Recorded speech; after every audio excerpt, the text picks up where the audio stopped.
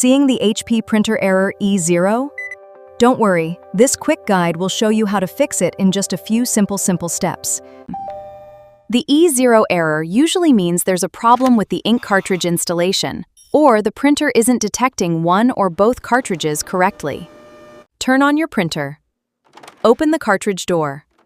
Remove both cartridges. Check for any protective tape or damage. Reinstall each cartridge securely until you hear a click.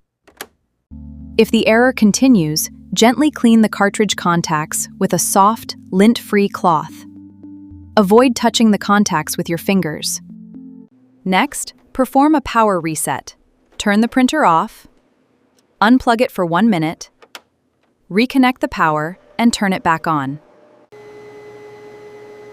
If the E0 error is still showing, the cartridge may need replacement, or the printer could require service. Like this video, subscribe for more HP printer fixes, and leave your printer model in the comments for more help.